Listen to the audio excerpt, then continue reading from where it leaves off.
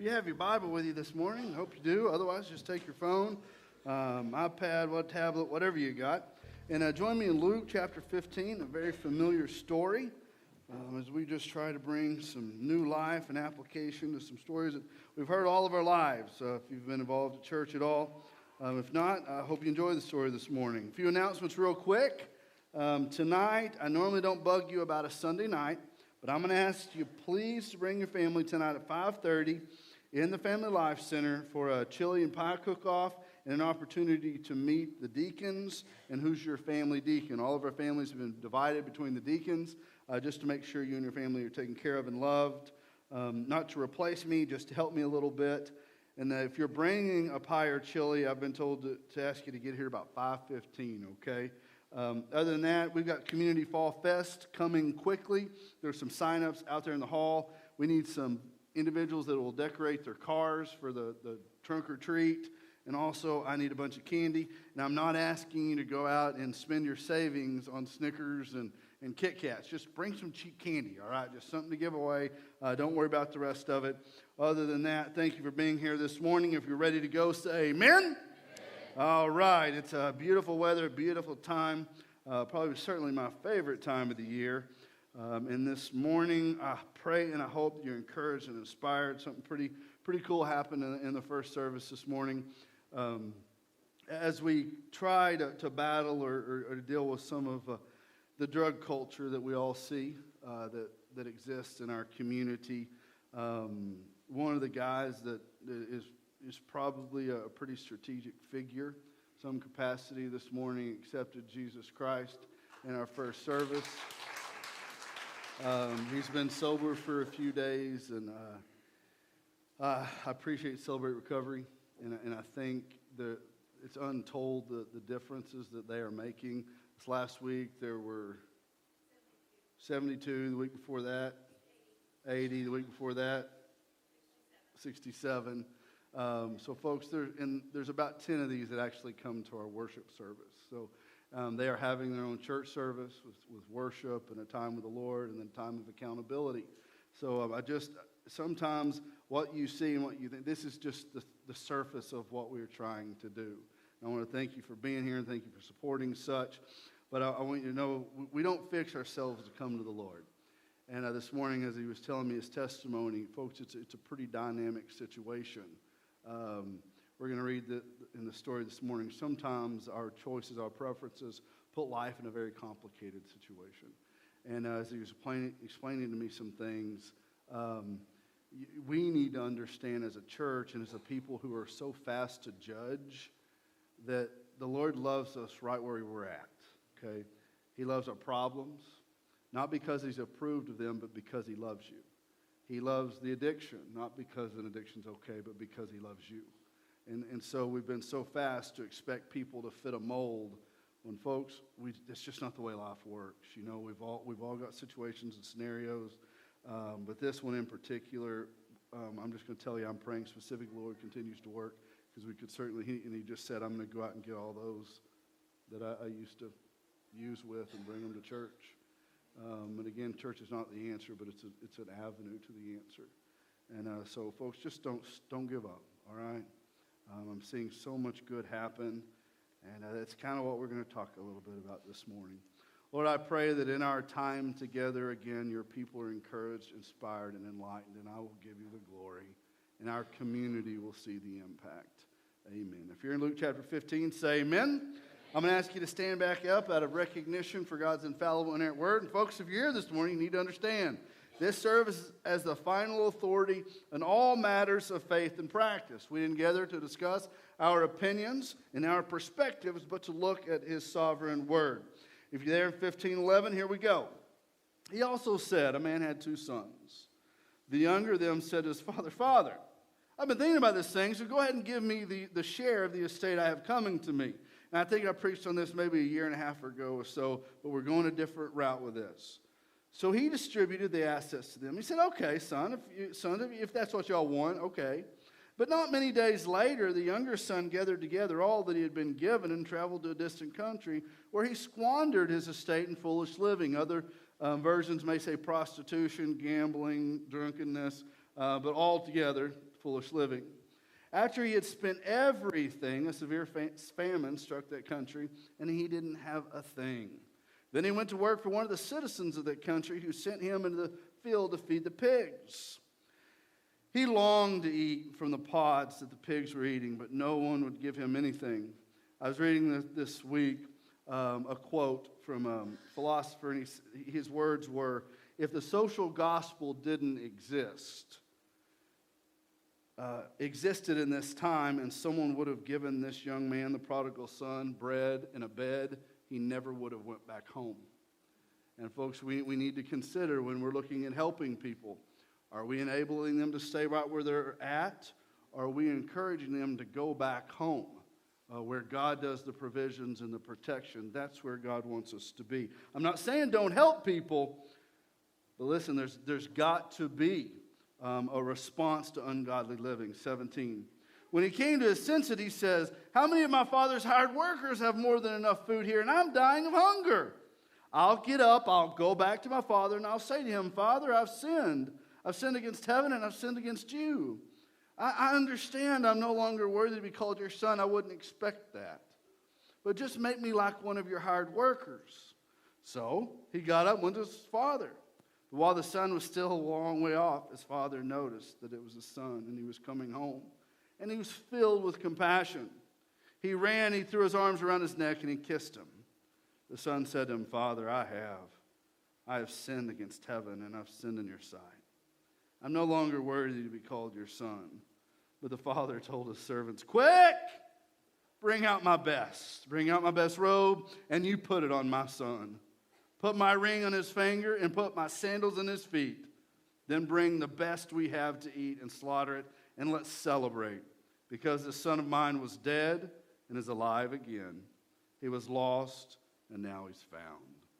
Lord, again, you add your favor, your explanation, and the application that the Holy Spirit brings as he teaches and convicts to us this morning. May we leave here changed because we've heard from your word. Again, in that name of the mighty one, Jesus Christ. Amen. All right, thank you. As we've been dealing with this idea of insanity, and the idea of the prodigal son is so applicable to our lives. Because here's the bottom line. Before I get started, I want to share with you two more quotes.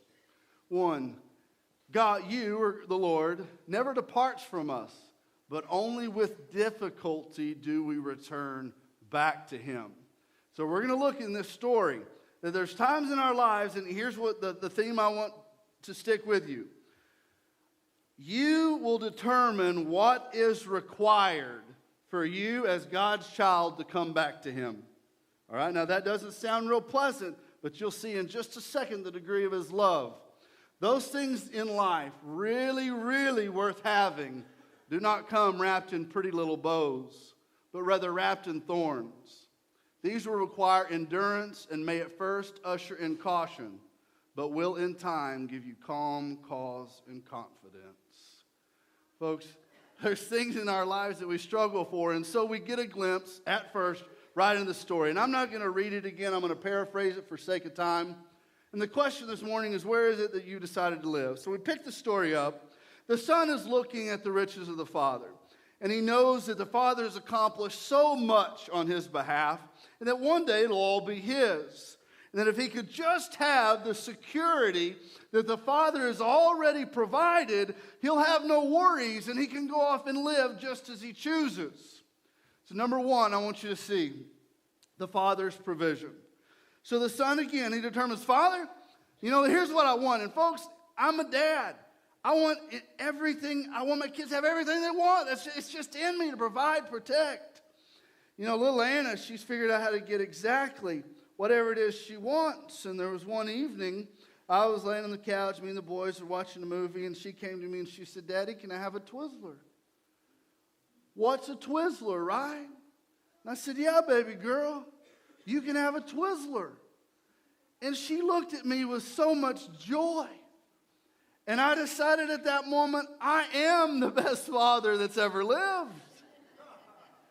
And she was eating it a little faster than she'd eaten them before. And I was watching her, and she's just like a little beaver. And Mama stepped out of the shower. And Anna was holding that little red Twizzler, and she just started to weep. Mama, I'm so sorry. Daddy said I could. But you told me no. She didn't tell me that part, right? So now around the house, Daddy never says no. But when that little girl asks me something, them little eyes, I'm just going to tell you, I want her to have it. When the boys want something, I want them to have it. And the thing is, God wants the best for you. He didn't send his son. He didn't choose to love you before the foundation of the world, not to give you his best. The problem is, you don't have the endurance to get to it. Tell you the story. So yesterday morning, I probably saw on Facebook, not only am I the best dad of my father, but I'm the best deer slayer for my kids. Yeah, anyway, you saw the picture. So we got out there yesterday morning. It was early, and it was freezing cold, and I was sitting with Ashton. Now, Ashton, he's a little competitor. So, boy, he was paying attention. He is involved in it. Now, I don't know if you've ever played with a gun, but you get a gun out, you breathe on the scope, it fogs up. And so I looked over, and his nose was rested on the top of the scope, and he was right on it. And I said, Ashton, wake up. You're fogging up your scope, son. Wipe that off. So and he was back up paying attention. Now, what I knew is eventually there was something going to come out of there that was exactly what he was waiting on. But, man, he just really didn't have the patience to get there. But I looked back over and he was, I slapped him again and said, son, hold your head up. Sit up straight. You got to pay attention. Now, it didn't even dawn on me what was happening. I said, son, you're smarter than this, all right? We got up early. We put on all these clothes. We're cold. You wanted to go hunting. It's going to come right over there. But you're going to have to keep it together and don't fog up your scope. And then I thought, he's going to sleep. So I repositioned myself. And I mean, this was happening in like a 5-second interval. So I thought there's no way. But I looked around and, man, having the patience to wait for what God has spent time preparing for you. And along the way, he's telling you, son, daughter, I've got the absolute best for you. I just want you to go down a path. Do, right, what I've asked you to do. Because my way is the right way. My way is the best way to get what is best because I've known you. I knew you before the foundation of the world, and I've sovereignly imposed my will so that you would have access to that, but you've got a choice. Man, the prodigal son saw and experienced some of these riches, and he thought, man, what am I waiting for? My father has made these provisions for me, so I'm going to take them. Now, I want you to parallel this story with another father who made provisions for you that you couldn't attain on your own. And that there was a time you realized and recognized the provisions that he had made possible through the person of Jesus Christ. And that maybe you haven't this morning, and if you haven't, I'm going to give you a chance into the service. But if you have and you called upon those resources, and you said, Lord, I want the gift. I want, and a while ago, when I referred in this quote to Wrapped in Thorns, it had to do with one gift. And that was the gift of Jesus Christ. Friend, that is the only thing in life worth aspiring for. Let's go back. So we requested the Father's provision, and once we have that, right? The old saying is once the church gets a little bit of Jesus, they tend to go out and live like hell. That's exactly what the prodigal son has done. There's nothing new under the sun, folks. The prodigal son got the gift, and he decided, I'm good. And most of us is determined, I don't have to worry about hell anymore. So by golly, I'm going to go out and do exactly what I prefer. So we've decided in our life, do y'all agree this morning that this book is full of God's love and his preferences for you? Amen? But also within the content are commands, charges, expectations for your life, right? So why is it that you've turned a command, how is it that we've turned a command into a choice? Right? I'm going to talk about something I'm never supposed to talk about, and that's your money. But it involves my money too. How many of you would be okay if Miss Sandy, and I don't know how much any of you give, I don't want to look at you funny, but if Miss Sandy put up on the board what my wife and I contribute to the church, and if it didn't meet the standard, or if we didn't give much of anything, just tell me how many of you would be okay with that as the pastor. Now, I love you, but I'm going to have to turn this around. Y'all want our partnership. Where's yours? Okay? Let me tell you, this year, and I'm not asking for y'all, I don't need anything. Your staff's fine. But we've got a problem, and I guarantee you we have invested more than any other entity in this community in seeing things change. $15,000 was spent on employing felons in our community to give them a chance. Folks, and your initial investment has not returned void at all. It continues to support itself, to grow, and to flourish. From a daycare to continued Celebrate Recovery, the resources and the manpower required to carry that out require a partnership, okay? I'm not asking to build a building, okay? That's the last thing. I pray this church never does that. That's the worst way you can spend money. Why spend $2 million on a place you're going to use 1 or 2 hours a week, right? But what we need is an opportunity to invest in the hope of our community. Okay, I promised you if you'd try it, you'd see returns, and you are. But you can't lose heart. Those things worth having require endurance, okay? Let's keep going. So the son gets this insurance policy that everything's going to be okay. And so he decides, well, now that I've got the best the Father has to give me for now, I'm going to go out and do just what I want to do. Now, folks, it is inevitable that when God gives you his best, he does require your faithfulness. Is that fair? Right? Is that fair? Come on, amen or no? All right, it's fair. Paul says, what's your logical response to God's goodness? Well, it's worship. It's faithfulness. It's recognition. So the son says, he rationalizes in his head, well, the Lord showed me how much he loves me, and so I'm good. And so now I'm going to go out. And folks, he carried out exactly what the Lord would not have wanted him to do. And so most of us at some point have been saved, and then we had to make a choice, and life's made up of choices. And most of our situations are determined cause. Not all. Folks, we're still trying to process the whys. But I can assure you there is no victim in my family. Here's what I've learned. Tomorrow has robbed too much from me. Listen, tomorrow don't mean a thing. It ain't even here. But I have today, and so do you. What you do for the cause of Christ, how you love, and what you invest in is all that matters today. Next, what anybody else thinks of you.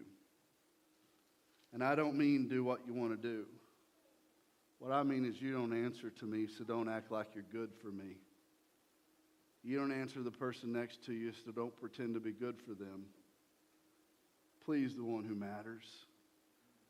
So the prodigal son goes out and he makes all his decisions, and well, he finds himself in a bit of a predicament. So the father who gave him his best, and the son had to make a decision. And friend, you'll either decide to accept Christ, God's best, or you won't. I can't make that decision for you, and I wish I could. Here's the tragedy.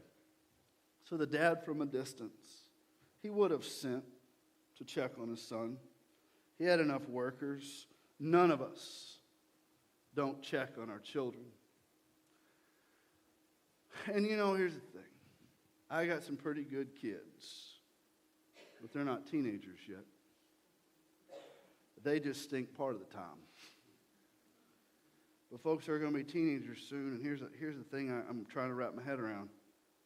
I can't control their decisions. I can't control your decisions. Right now, my children's behavior much resembles the behavior of my wife. Soon, it will resemble the behavior of their father, and they will give this community a good run, okay? I can't control it. But you know what my fear is? Listen. My fear is I'm going to watch my kids want or need or hurt because of a decision they made. when I want nothing but the absolute very best for them.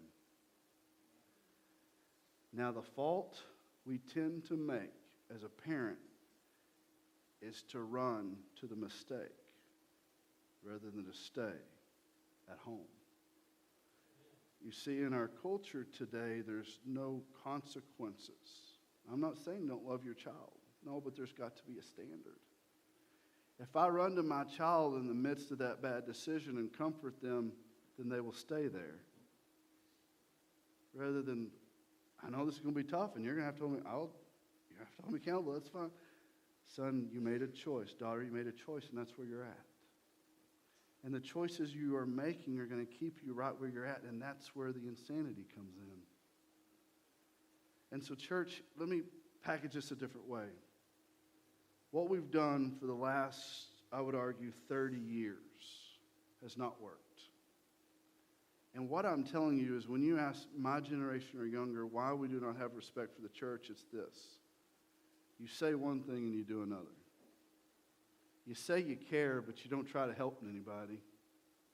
You say you love Jesus, and you can't even be patient or kind to a waiter or a waitress at a restaurant. You see, so church, here's where I think we got a decision to make. Either this exercise is futile because the cause of Christ is not worth it, or this has value. Either Jesus is real and we give our heart to him, because most of you say, oh, I gave my heart to Jesus. Well then, friend, why does your life not look like you gave your heart to Jesus? If you give your heart to Christ, then Christ has some authority over your decisions. Right? So we're going to have to make a decision. We need to quit. I'm telling you. Either quit or go all out. Because this halfway doing it ain't cutting it. You get it? All right. So here's the thing. Most of our lives are starving to death spiritually. When you know what it is to be loved by the Father, to feel his gifts, his blessings on your life, then you make the decision to live for your preferences. You're going to find yourself inevitably in this place. Lonely, destitute, cold, starving spiritually. That place where marriage isn't making any sense, it isn't working. Parenting just isn't coming together. Money's tight, ends don't meet. Stress is through the roof, worry, anxiety, depression. Friend, that's where you go when you live according to your preferences. You know, someone asked me the hardest thing about marriage. It's not loving. It's not it. It's dying. In that what I think doesn't matter anymore. How I'm hurt or how I may be offended. And my wife is near perfect, but friend, it doesn't matter because he went through everything for the church. And so the reason Christianity doesn't work is the same reason our marriages are not working. I can't be married and get my preferences all the time. What I prefer doesn't matter. I made a commitment. I gave my... Same thing for Christianity. Either we gave our life or we didn't. Either it looks like we love Jesus or we probably should consider evaluating the reality of our salvation. Because, friend, here's the thing. If this is, and I hear churches say this, when I challenge pastors or churches to church growth, they say, well, it don't make a difference, Eric. Evil men and imposters will proceed from bad to worse, deceiving to being deceived. So it's already decided. We just need to hang on to this thing until Jesus comes back and gets us. So what does that mean? That means this is what God intended for our communities to look like? That people would harm children, that children would not have a home, someone to put them to bed, someone to pray with them before they go to bed, that a child would be hungry. You think this is what we're going to settle for? I ain't no settler. If you're a settler, there's another church made specifically for you. But here's my opinion. My opinion is that God's people got God's best at salvation. We enjoyed it, but the pretty little packages and the pretty little bows that get our attention drew us to our preferences. We're broken and we're desperate. And I said before we started, the question is, what will you require God to do to get your attention? Because that is exactly what he must do. Notice, you made the decision. So don't be upset with the Lord when he says, hey, you gave me your life. You made a commitment. I gave you my son. I bought you. I purchased you with my blood. So son, you put me here. The hardest thing to do is discipline the children. And you assume that when God is allowing things to happen in your life, that he's mad at you. Folks, honestly, I'm never really mad at the boys when I spank them. Right? It's just something that there's got to be a consequence for the behavior. I want them to come back and live in a way that I approve of, that I can bless, right? So friend, you are a child of God. So here's the thing, you know the answer to your problem. The part that's missing in your equation is your choice. Things don't just happen. You got to make a decision.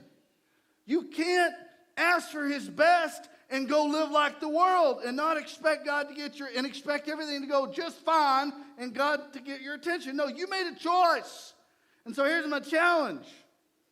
If you've made that choice and you're starving and alone, why in the world do you stay there? What loyalty, what debt do you have to misery that you would not choose joy? What debt do you have to the world that you will not embrace Jesus Christ? What debt do you owe to selfishness, arrogance, that it would rob your marriage? Do you understand the things you bind yourself to are destructive? You were set free. The son was set free from debt. He was given enough to take care for his life. That's why he wanted it. I want to go. There's enough here for me to make it. But he wasted it. I can't worry about tomorrow. All I got's today. The other night I was laying in bed just thinking and because every day I'm like, tomorrow I'm going to do this. Tomorrow, I didn't do it today, but tomorrow I'm going to. And that's the biggest bunch of baloney I've ever said to myself. So the question turned to, how did I love her today? How did I love the boys and my little princess today? What did I do for Jesus Christ so that he would see love for him in my life? What am I doing for the cause of Jesus Christ? Not for the church. Friend, you may teach a class, but that's for the cause of Jesus Christ. The church doesn't exist without the groom. So friend, if there's not tails, if there's not signs in your life that he has your heart, listen, then he doesn't. Because if he does, he's going to convict you and he's going to draw you. There's going to be a time where you're like, you know what? This ain't working for me. I remember what it was like to be loved and cared for and cherished and provided for. And I'm out here alone. I'm out here desperate, just trying to make it every day, broken. Man, this is not what I want. And this is certainly, friend, that's not what God created you for.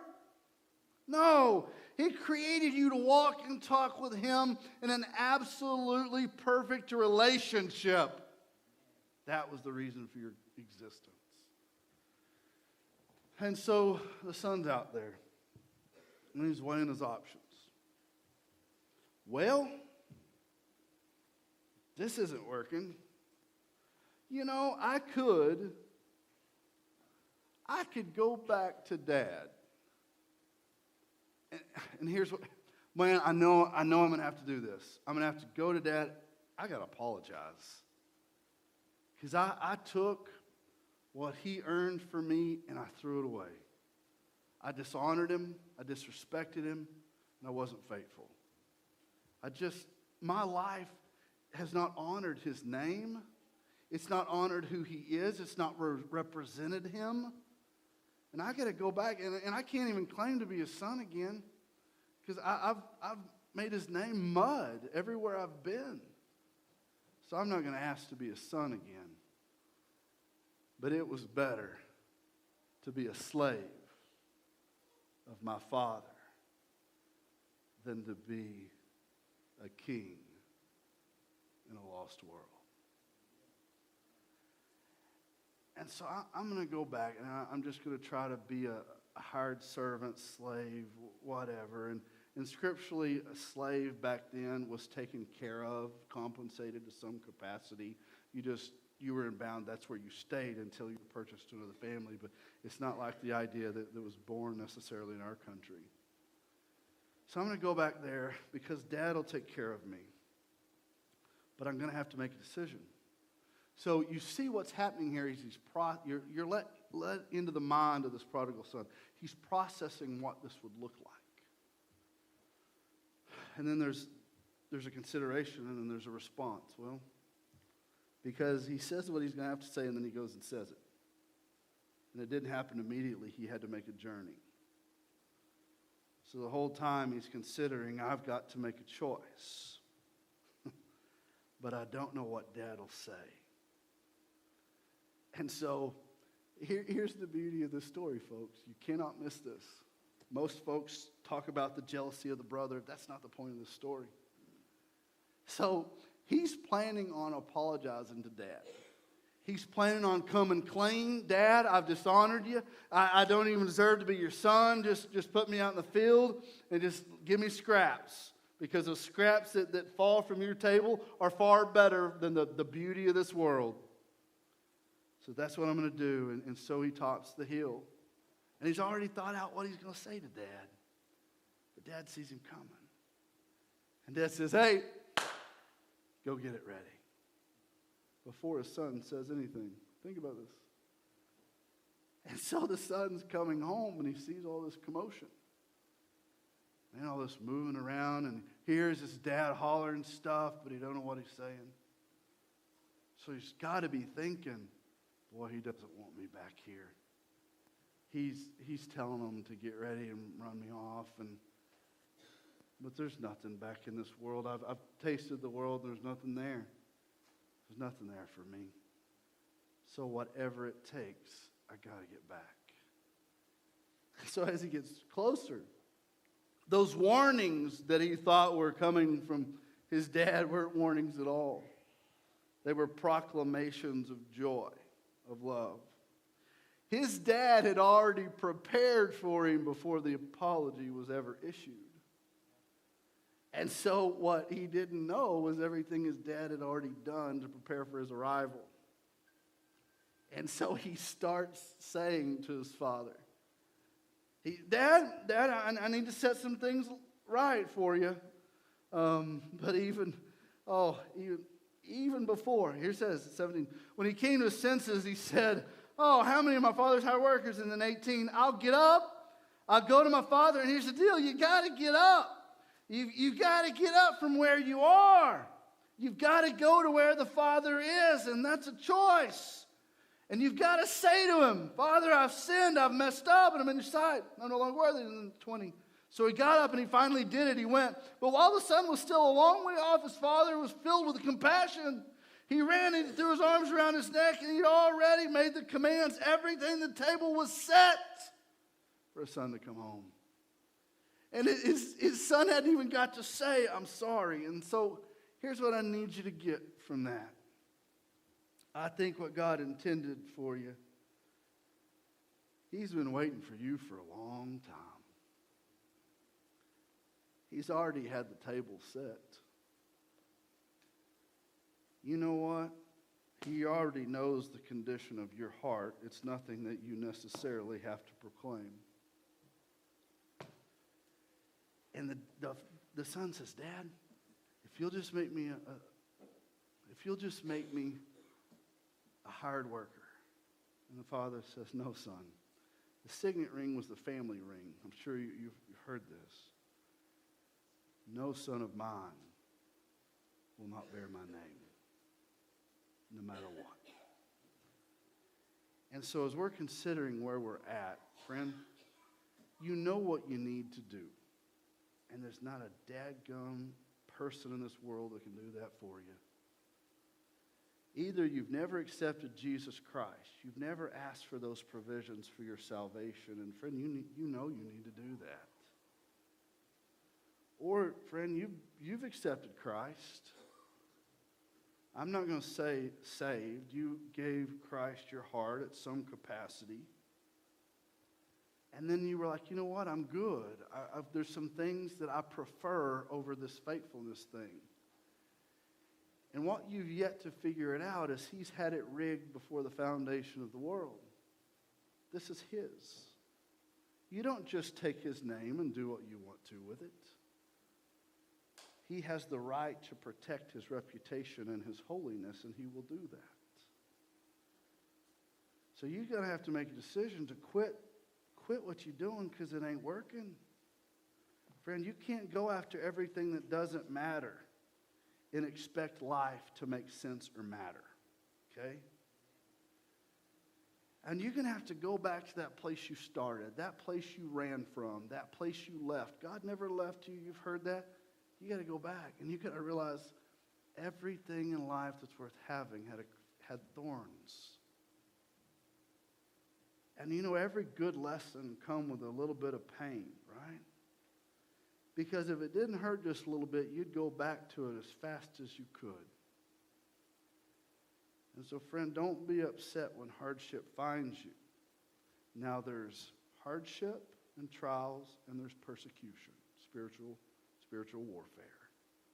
I can't tell you which is for you, but there's lessons that can always be learned from all facets. And my time with you is expired for this morning, and I can't do this for you, but I'm going to give you an opportunity to do it. And ushers, offering guys, I don't want you to come forward this morning. I just want you to stand at the exits. I don't want anybody thinking about the offering. You can deal with that on your way out. What you got to decide is, where in the world are you with Jesus Christ and his causes? Because, friend, everybody I've talked to says they want to see positive change in our community. But there's so few that care enough to do something about it. And the only way anything changes is in the power of the gospel. It sets the captives free. It overcomes the chains of bondage. It heals marriages and restores families. Lord, I pray that you would have your way.